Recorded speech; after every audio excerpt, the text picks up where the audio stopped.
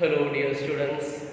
Once again, very pleasant good morning to you all. Hope all of you are keeping fine. And once again, I am here with our English literature class for the students of class 9. Yesterday, I had completed the short story number 3, that is A Horse and Two Gods, written by R.K. Narayan. And we have understood the total story, very interesting story in the funniest way. Alright. So, dear students, today I am going to explain rest of the things, especially going to deal with the workbook, and with that I will be concluding. The class of the day may be of 25 to 30 minutes. I will be making an analysis of the total chapter, and after that I will be dictating the answer of the first two extracts. Rest of the extracts you have to write in the form and given in the workbook. Alright? Yes. In your book, if you notice, you will find that in your workbook, book page number 53, have a close. See, this is the summary. All those things are given there. Please have a read on this one. Alright. Moving to the here in the beginning, an introduction about the author is given, and where he was born, all those details are given, and after that his works are given. Then again we move, then we will come to the plot development. Plot development means how, yes, the story is developed slowly reaches its climax. That is what we are going to see. I will quickly read the plot development once again for you to remind you the storyline. The first and foremost, Kridam, one of the tiniest villages in India, is introduced. Muni's village, Kridam, is introduced. Muni's prosperous days are remembered. In this village, Kridam, there lived a very poor villager. His name is Muni. Yes. And Muni was very rich in his earlier days with 40 goats and sheep. Thus he was a very rich man. Then from there, how he lost his fortunes. His fortunes declined gradually, reduced gradually. He is now left with two scraggy gods. Two scraggy gods means the two skinny gods. Then from there, Muni's poverty, he does not even have money to buy food. That is the present condition of Muni. He was a rich man, and now he has become very poor, and now right now he doesn't have the money to buy his basic necessities of life. Then Muni asked the shopkeeper for some food items on credit, and his plea gets rejected. Thus, as there was no money, Muni went to the village shop and asked the shopkeeper to give some food grains, some food materials on credit, and unfortunately his request was abandoned, rejected. Muni takes the gods to the highway to graze and sits on the pedestal of the horse statue. Thus, his wife got angry with him, and she asked Muni to take the gods and be gone to the highway side for grazing them. And after reaching, what does Muni do? He sits on the pedestal of the horse statue. A foreigner wants to buy the statue from Muni, mistaking Muni to be its owner. Now, as Muni was sitting there, a foreigner, an American, comes there, thinking that Muni is the owner of this particular horse statue. He tries to buy the horse statue from Muni. Language acts as a barrier between Muni and the American, but unfortunately both of them could not communicate properly. Language became a barrier, a block. What was the language of our Muni? Tamil, typical pure Tamil, and Americans, of course, English. The foreigner hands him 100 rupees as the sale price for the statue. As the sale price of the horse statue, the foreigner hands 100 rupees to Muni. Then Muni thinks that the foreigner has bought his two gods. Now Muni thought the foreigner bought his two gods for this 100 rupees. And he goes back to home. Then in the evening, the two gods follow Muni and he is accused by thievery by his wife. In the evening, when Muni reached and he was talking to his wife, the two gods followed him and Muni is accused of thievery, chori kiya. Yes, and the foreigner lifts up the statue of the horse, put in his wagon and drives away. That is the total story. Alright dear students, in the next page you will find in your workbook the summary, story in detail. That is the summary, you have to write that one. Then the title, that is next topic we are going to discuss is about the title of this story. That is a very appropriate title. The entire story revolves around the statue of the horse and two gods and the conversation between Muni and the foreigner. Thus the title is very much suggestive and very much appropriate. Then the characters that we find, not many characters there. Our Muni is the hero here. Of course, then foreigner is there, Muni is wife, then some minor characters like our shopkeeper and so on. Thus, the main characters, Muni, foreigner and his wife. Of course, some other minor characters, you don't have to give much importance to that. Then, the next point that we are going to discuss is about the theme of this particular story. What R.K. Narayan was trying to reveal through this story. He was trying to pass some message. That message is clash of culture, clash of Indian culture as well as the clash of American culture. The clash between these two cultures. Then second theme that we find is materialism versus spiritualism. Materialism in the sense from the foreign man's side, he was trying to get the material items in his life, whereas Muni was talking about the spiritual aspect of the horse, where this horse is going to come in the end of the world and destroy all the bad people. Then the next point that we are going to find here is wealth and poverty. Wealth, American, the foreigner is very wealthy, whereas our Muni is so poor that he doesn't even have little bit copper nickels to buy his food. This is what I can see. Knowledge and ignorance. Knowledge from the side of our foreigner again, and ignorance from the side of our Muni, illiterate. These are the themes that we find in this one. Then style of this thing is the story, that is the narration. Then imagery, plenty of imagery is used here. Then use of dialogue.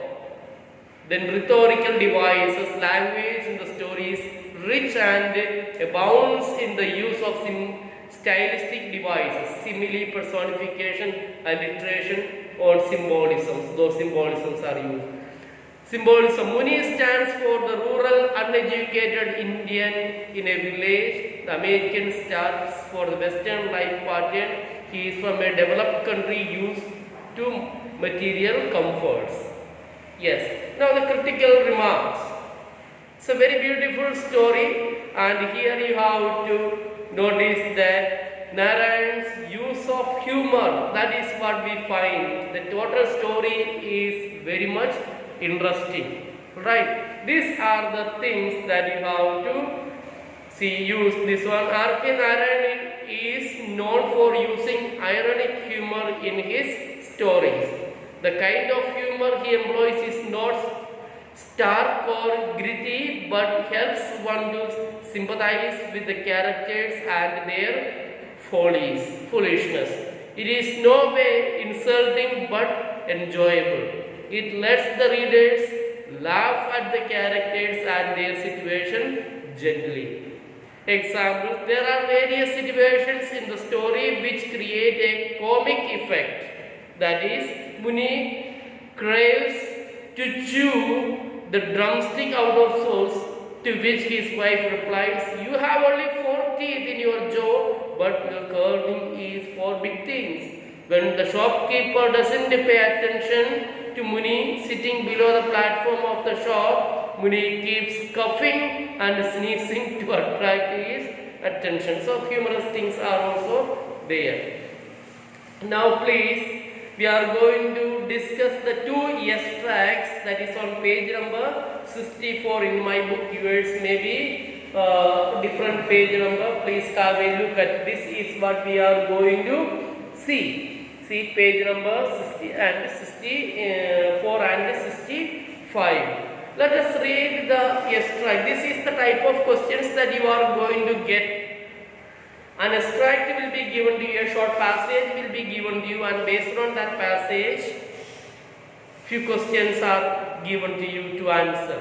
5 to 6 questions. To answer these questions, you need to understand the entire story. Otherwise, it will be difficult for you to answer it. Alright, dear students, let us begin. Let me read the first, I will read the first extract and dictate the answer for you. 1 or 2 extracts I will do. Rest you have to do by yourself in your workbook.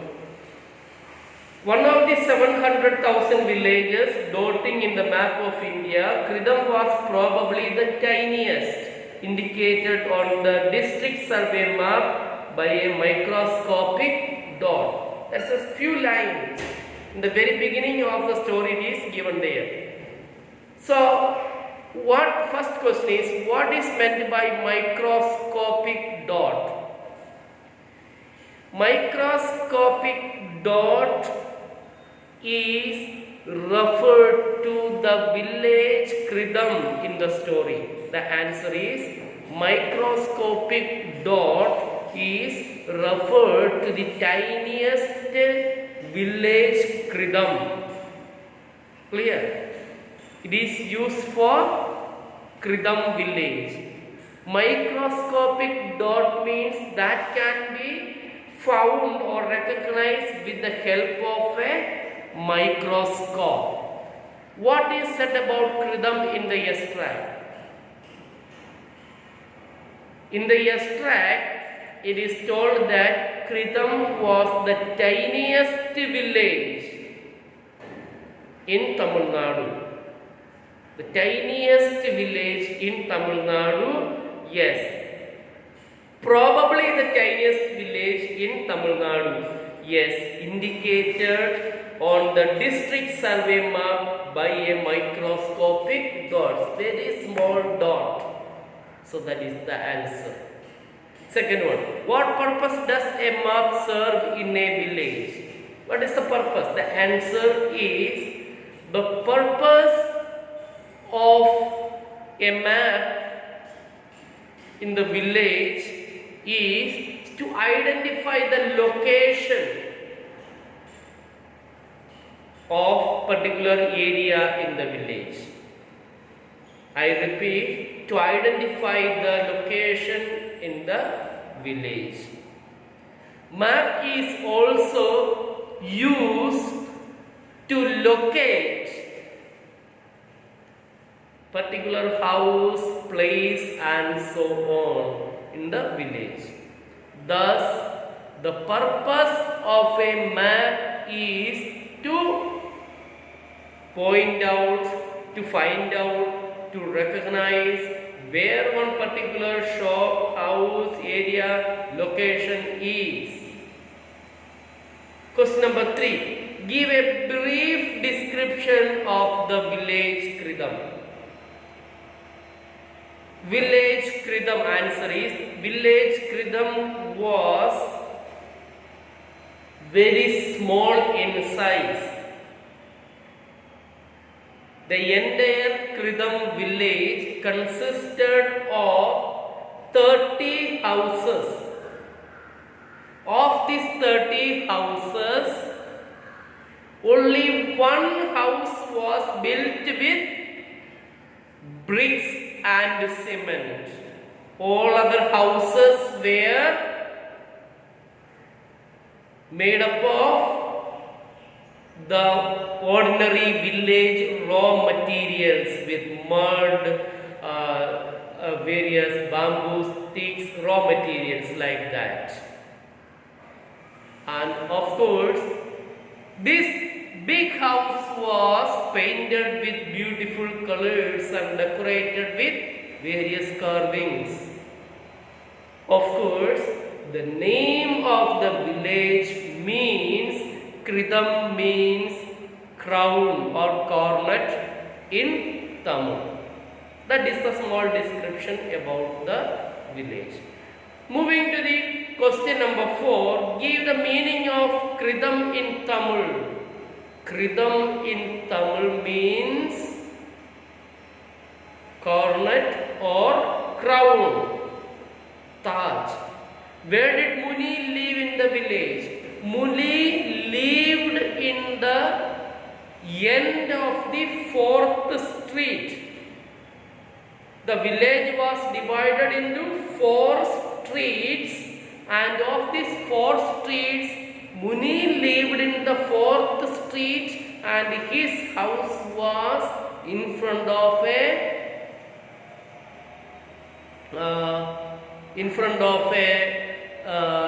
drumstick tree. Got the answer? So, and beyond his house there stretched out the fields and bushes, highway, all those things. Yes.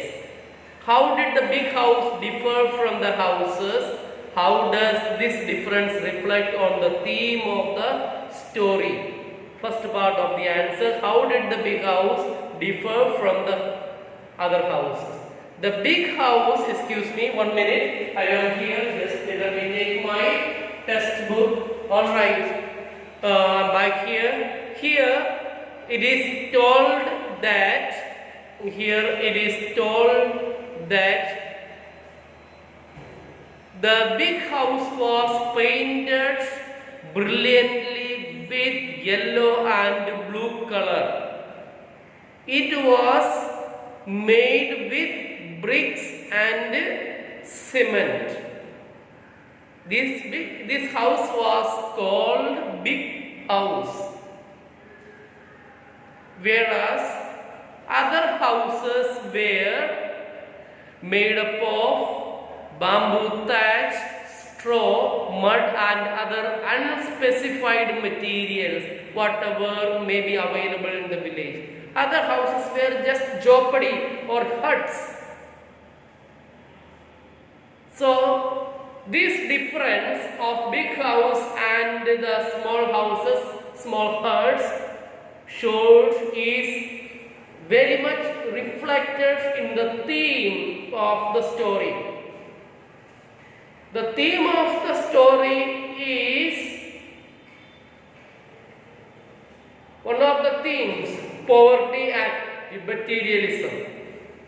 The big house, of course, they were able to construct their house with good materials, whereas the other houses, they were using the poor situation, ordinary things, which shows the poverty of the villager. Thus, The theme of materialism versus poverty is very much reflected in the story, especially in the theme. So this is the answer that you have to write down.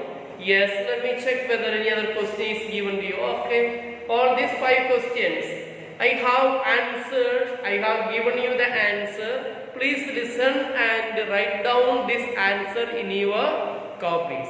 I will be just dictating the answer of the second extract. Second extract, it is, in his prosperous days, Muni had owned a flock of 40 sheep and goats and sallied forth every morning, driving the flock to the highway a couple of miles away. There he would sit on the pedestal of a clay statue of a horse while his cattle grazed around. He carried a crook at the end of the bamboo pole and snapped foliage from the avenue trees to feed his flock, and also gathered faggots and dry sticks, bundled them and carried them home for fuel at sunset.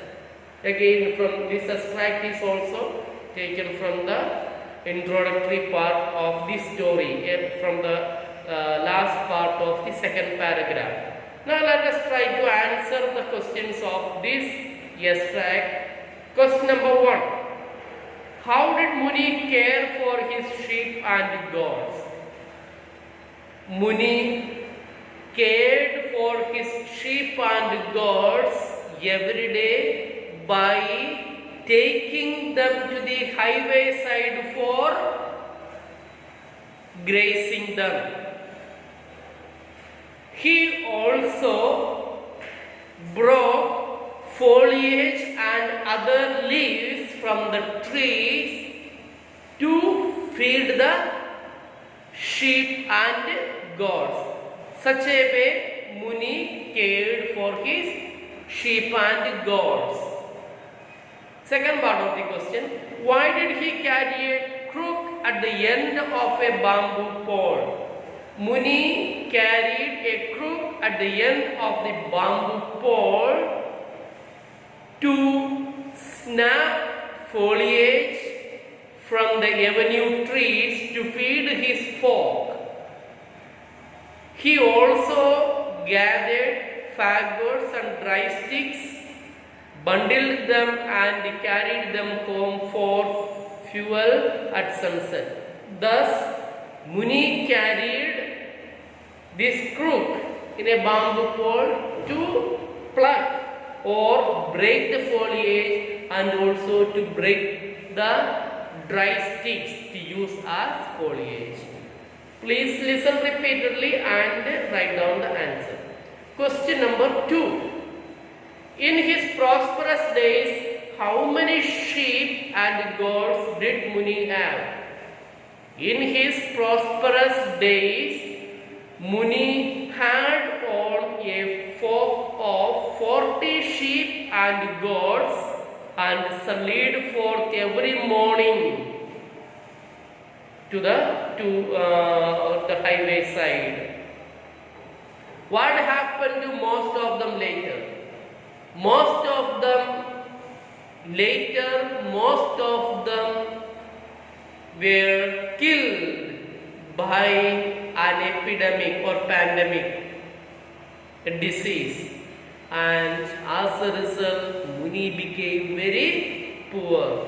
Please write in your own words. Question number 3. It is, what did Muni's wife give him for the breakfast and midday meal? Muni's wife cooked a handful of millet flour, added salt and gave him his first nourishment for the day as breakfast. I repeat the answer. Muni's wife prepared a handful of millet flour, added salt, and gave him his first nourishment of the day, that is of his breakfast. And for the lunch, she cooked the same millet, cooked into a little ball, which he would swallow with a raw onion at midday. Thus, the same food cooked in a different way, the millet flour cooked in a different way, like a ball, and a raw onion. That was the lunch of our Muni. Yes. What does it show about his economic condition? This shows the kind of food which Muni ate showed his poverty, his poor condition. He was very poor. Now, question number 4. Please pay attention. Question number 4. Why did Muni tether his 2 goats to the trunks of the drumstick tree? Tether means to tie. Yes, Muni tethered his 2 goats to the trunks of the drumstick tree so that those goats may not run away from his home. Muni, I repeat, Muni tethered the his 2 goats to the trunks of the drumstick tree so that they may not have ran away from their place. Then, what claim does he have over the tree? Actually speaking, nobody exactly knew who was the owner of this drumstick tree. But as Muni's house was right in front of this tree, Muni claimed its ownership.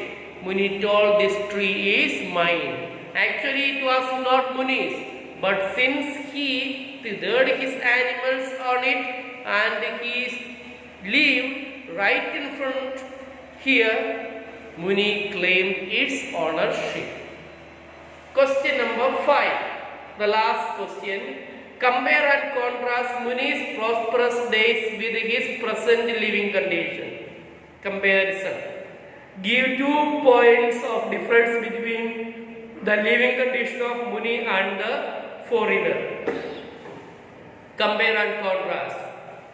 In his answer, in his prosperous days, Muni had owned 40 sheep and goats. He was a very rich man. But now, he lost all his animals, all his sheep and goats except 2, and he became very poor. Earlier, his animals were very fat and big.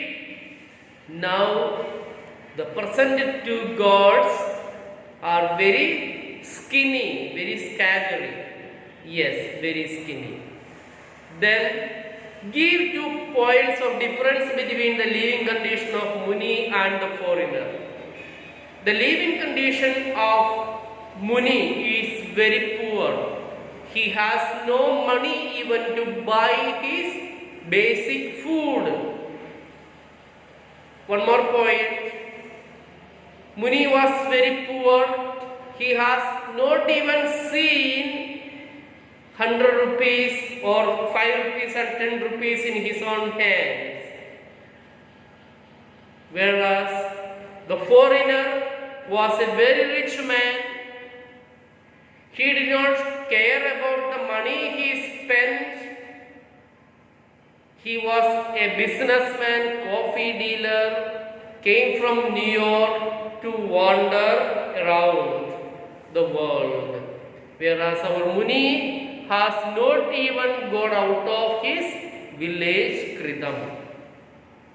Dear students, this is the answer, suggestive answer. You can make slight differences in the answer that you prepare and get your notes ready. Thus, in this chapter, there are again almost 10 more extracts are given there. Please write down the answer in your workbook, point wise. What question is asked, straight write the answer straight to that one. And if you find it very difficult, any point, please write your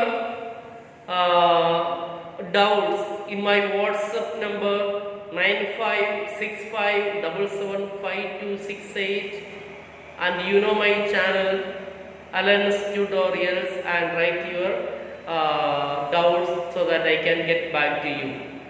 I will be sending today, most probably I will be sending you the link of a video which you all need to watch, because this video is a film based on this short story, and of course it is in Hindi. Once you watch that movie, definitely you will like it, and more than liking it, you will totally understand the entire story which I have been teaching you throughout this day. Thus, dear students, tomorrow I will be coming to you with next poem, probably the third poem, The Bangle Sellers. Anyway, until then, you take care, stay at home and study well. God bless you. Have a nice day. Once again, thank you very much.